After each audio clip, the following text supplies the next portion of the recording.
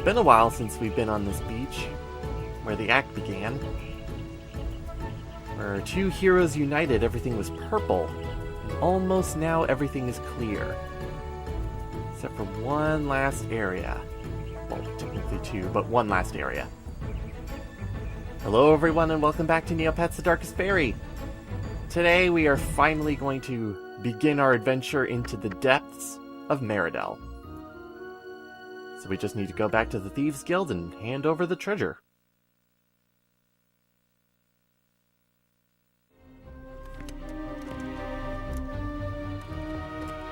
Is that what I think it is? Yes! Wait! Fulfill your end of the bargain first. Fine.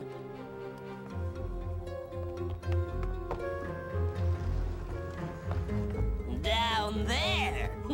These are the old sewer tunnels, not on any map. An entrance into the dungeons is down there.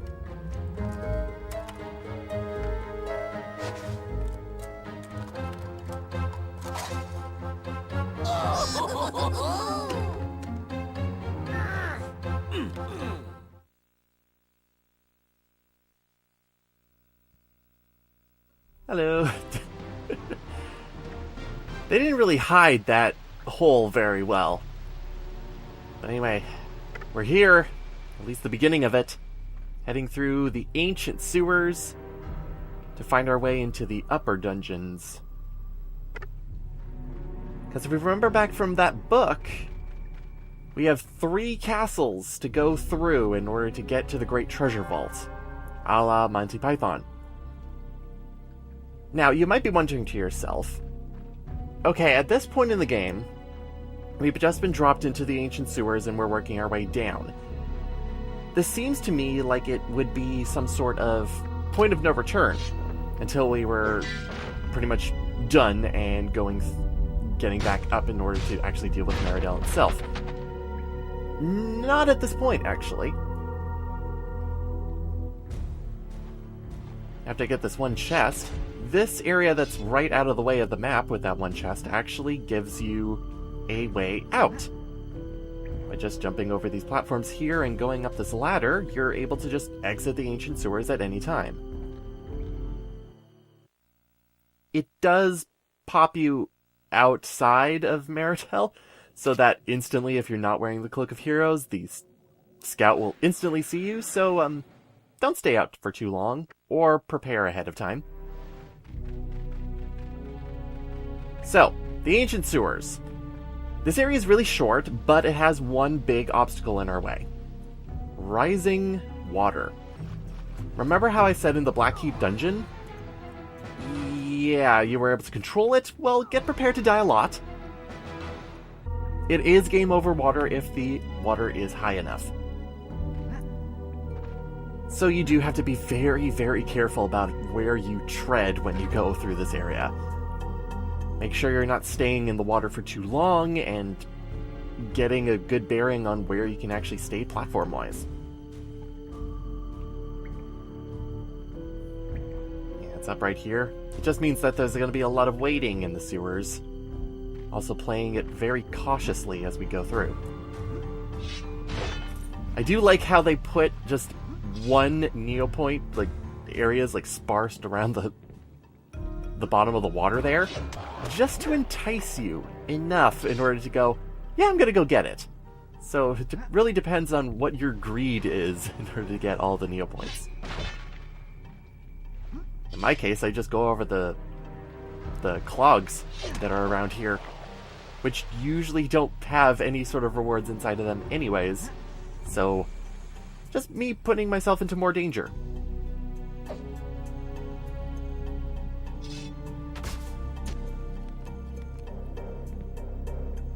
And up we go. Tor, come on. Come on, Tor. Good, thank you. Alright. Then we can head over to this area, over on the side here for our next treasure.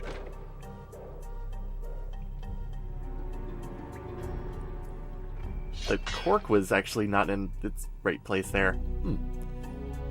Anyway, some of these areas, the camera does not want to cooperate with me very well.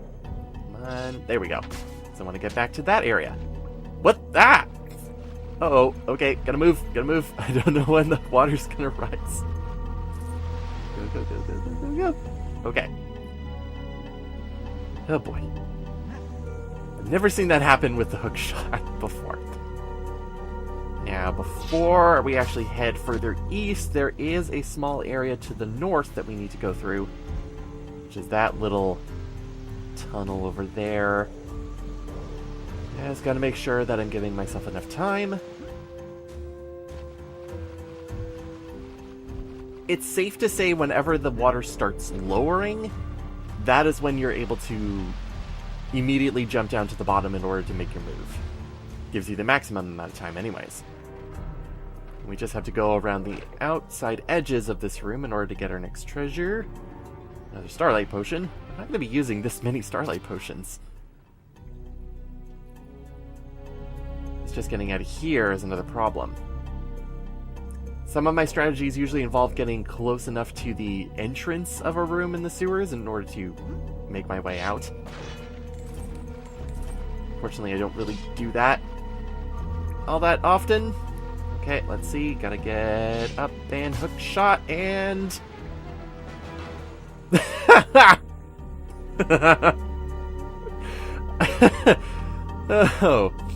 Oh, that's good.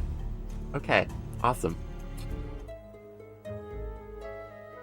It was on my way back at this point that I also noticed that Gil was selling a potion of heroism.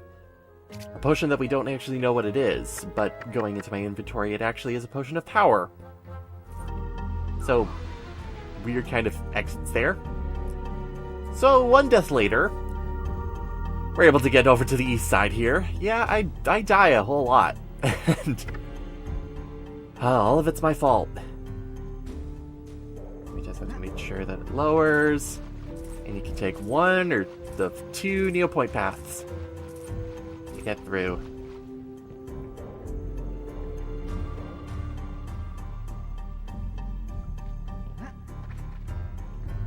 So again, nothing too impressive with the ancient sewers, it's just annoying to get through sometimes. Once you know it and you're just kind of making a beeline straight through it, it takes less than a minute in order to get through. So I'm just taking my sweet time, like I always do. This area right here, though, is permanently deep, so instant game over pool that you just have to hook shot over. Thank you, camera. There. Oh, okay. A little bit better. So, one thing we could do is we could go north in order to get out of the ancient sewers and be done with it, but there's still some chests that I need to go and get, as well as some other things that we can do with the ancient sewers. First, of course, is treasure time in the southern area. A little bit of money, that's okay. And then, looking around the room, there's a switch over here that we can pull. Lever. And I'll open up another lever that is over by the save point. Sometimes I just want to make sure that the water is low. Sometimes I can't tell. Even though there is, like, they do textures on the walls there for how high the water goes, and it doesn't go any higher, it's a good touch. But with this lever, the water is now permanently down. So the main threat of the ancient sewers is now gone. Except you might be thinking, well, we're also exiting the ancient sewers at this point. Why would they put that there? Well, you can return to this area if you really want to. Not a lot of reason to do it, but you can find reasons. As we enter into the first part of the lower dungeons. It's still technically part of the ancient sewer map, but well, we see our first little test that we get over here. Wow. I think we found it. This looks like a dungeon entrance to me. So how do we get it open? We're smart. We can figure it out. Of course. Certainly we can.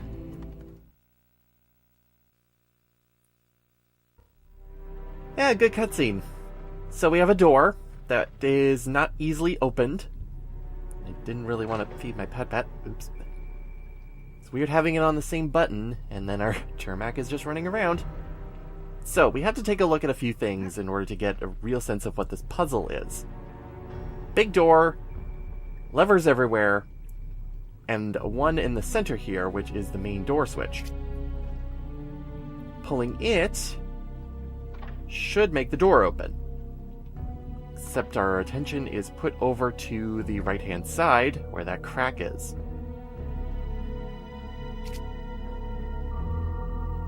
So let's take a look. This is really the best kind of visual feedback we can get for this puzzle, because there's a bunch of gears that are over on the other side of the cracked wall.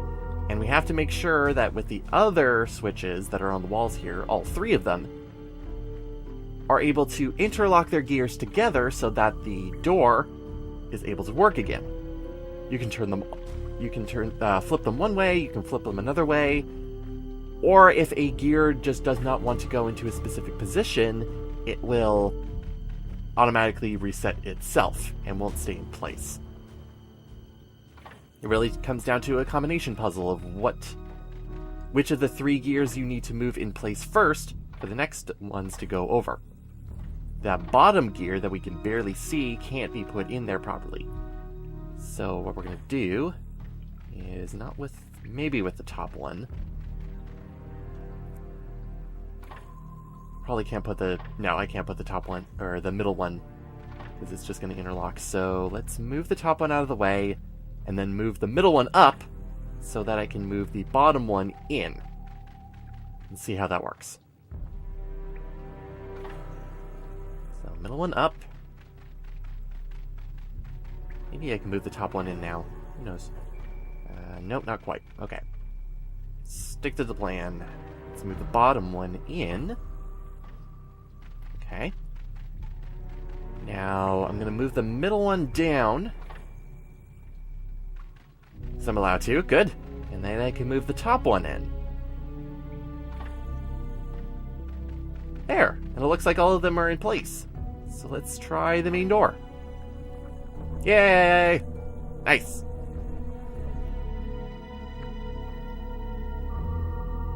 So now our goal is to make it through the upper dungeons. Which we can totally do. Next map, let's do it. Welcome to the Ruined Caves. Yes, you're seeing that treasure total correctly. There are 19 treasure chests associated with the Ruined Caves. It's really split up into two sections. This crypt section, and then a more natural cave section that is a majority of the map space. None of the enemy variety are really that interesting other than restless spirits and some skull spirits that continuously come back all the time, and it's really annoying in order to deal with them. But they're here. The skull spirits are still really not fun for me to fight. You'd think they would be darkness aligned, but I think I do less damage with the sun mote than I do with a regular fire mote, which to me really doesn't make sense, because they should be darkness aligned instead of water aligned, I guess is what they're actually more directed to? Although I'll have to double check. So this square area really just has a whole bunch of pots everywhere that you're able to break and see what kind of treasures you get inside. There's a lot. There's like 1, 2, 3 of these guys now? Jeez. Also, I don't remember that texture being around here for the potion power. He's spinning around so annoyingly.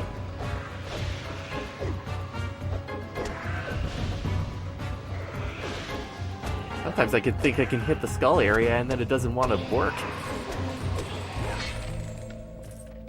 Get rid of all of you.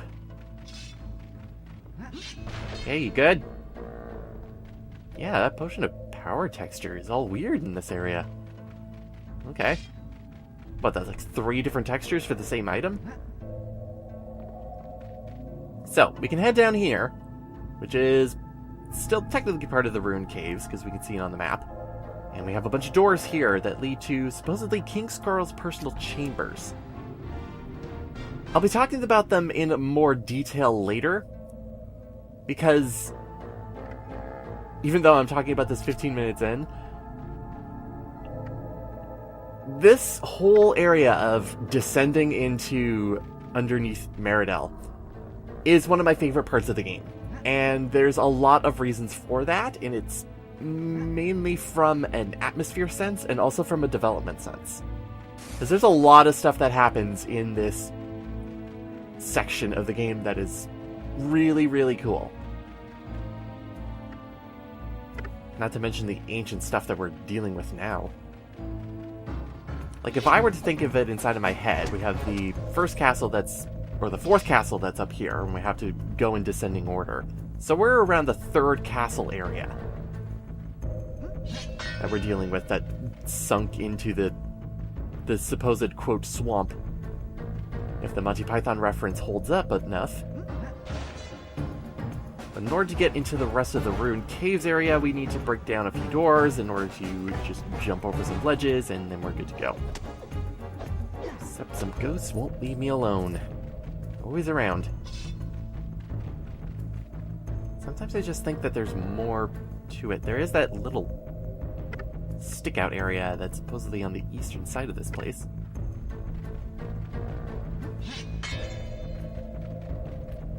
Impenetrable doors everywhere. This one, okay. This leads us to our little stick-out thing. Ah, surprise!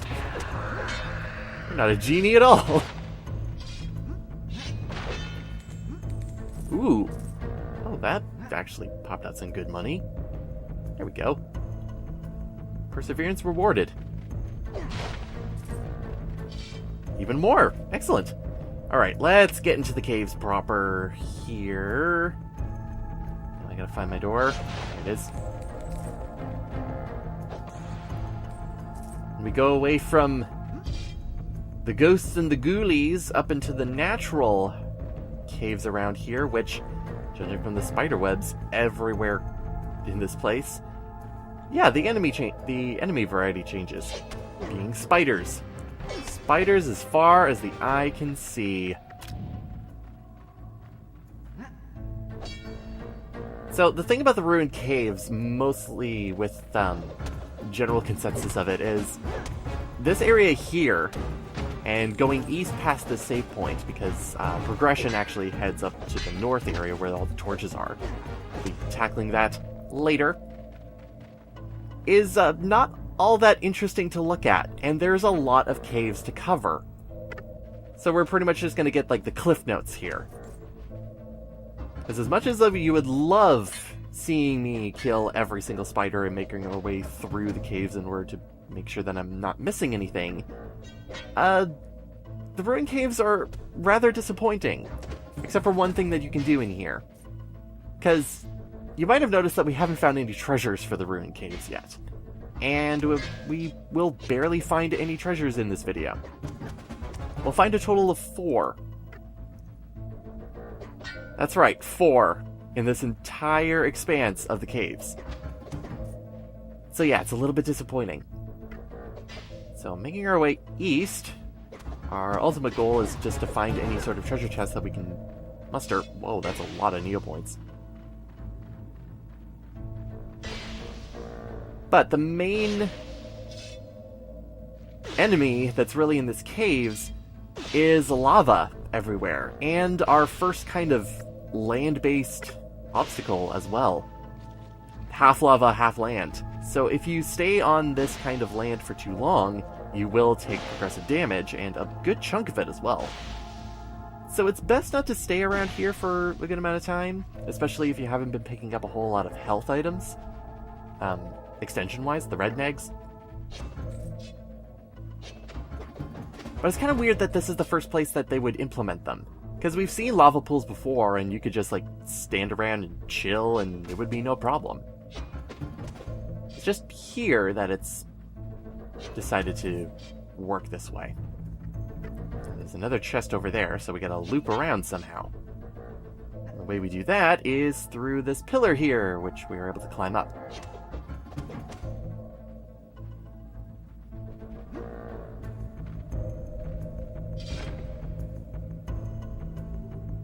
It's even textured differently. It's an ointment of quickness, but wow. Either it's missing color or something's off. Or something wasn't fixed. Wasn't noticed at all. And now we go to the extreme eastern portion, where lava's everywhere. For our next chest. Extreme eastern portion has this moat chest here. And luckily the developers put in enough space for the bounce back of the sword hitting the chest in order to deal with that. You could also use Roberta, but I don't know, I always like just playing with danger a little bit. And camera angles, they're always good. Another potion of power. So, this is a section that I'm putting in a little bit later. Remember the section on the extreme east side that has that lava pool area? If you fall into it, they didn't really finish it. And if you fall into the lava pit, you end up in outside of the bounds of the map. Roughly I guess you could roughly call this the center of the map. Kind of. You can kind of see how the development area of the ruined caves, or how reset points are actually set up. I guess the default position is to the center of the map, unless something else is implemented in the programming. And unlike the Werely Woods, where it's just this vertical shaft that they tried to fix, the Ruined Caves just has you being able to run around this entire area inside of the cave area and outside of the crypt area here. Unfortunately, there's not much to do, and the only real way I've found to get out of this is back into the crypt area, so you'll have to go into the western side of this whole blank space in order to find a place that you can pop through that doesn't have a whole lot of physical objects. Kind of wish I was able to do a little bit more with this, but after running around for a good amount of time, seeing things pop in and pop out like that, and even falling through like that, there wasn't much that I was able to get access to that wasn't potentially going to kill me, and I didn't want to have it get into a game over state. But yeah, if you ever wanted to go out of bounds in this area and see what you're able to see, jump into that lava pit that's on the extreme east portion of the ruined caves.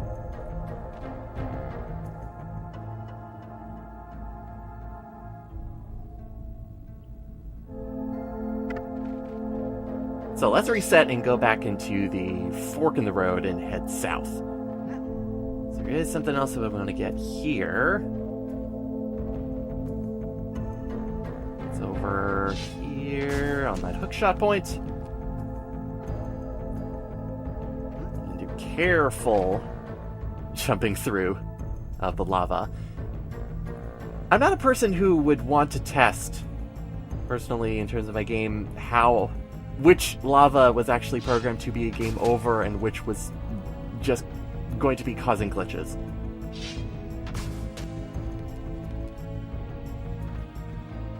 So I'd rather make sure that this whole session that I'm recording this in didn't take like an hour and a half. Because technically, wink wink, I'm already up to like 50 minutes because of all the game overs I've already got. So, this last area, this huge section here, you might be a little bit confused coming in from that area because you can't do anything. Instead, you have to go back to the crypt area, and there's a big, huge, open hole in the center pillar around where all the doors are. And if you jump into it and fall through there, then you're able to do the lava section right there properly. The reward for this, other than that moat over there, is a single treasure chest. Yeah, I'm not kidding. Like again, the ruined caves as a whole when it comes to treasure hunting is really underwhelming. So you get to think to yourself, okay, if there's only 4 treasure chests in the ruined caves area, where's the other 15? Don't worry, we'll get to that soon enough. last thing I want to do is jump into this lava. Ah! Oh. Okay. Ah, it's merciful lava. Great. So there's like 3 types of lava in the ruin caves. There's glitched ones, there is regular ones that give you a game over, and then there's the merciful ones. Sure, why not? And now we can just do some very precarious platforming in order to get across this area to the treasure chest properly. They even throw an enemy here over the dangerous lava floor over here, so if you really wanted a challenge and taking down a skull spirit and watching your health deplete, this place is the place for you. It's good. Now we get to double back. And boom, we can get here. Getting off of this place, though, is a little bit strange. Because if you get off, like, with the directional, by just heading down, you'll just roll back into it. Which is fun after a little while, but I just want to make sure that I don't fall in the lava. I don't know what's going to be game over or what. Especially that lava moat, which is, I'm not going to tempt fate.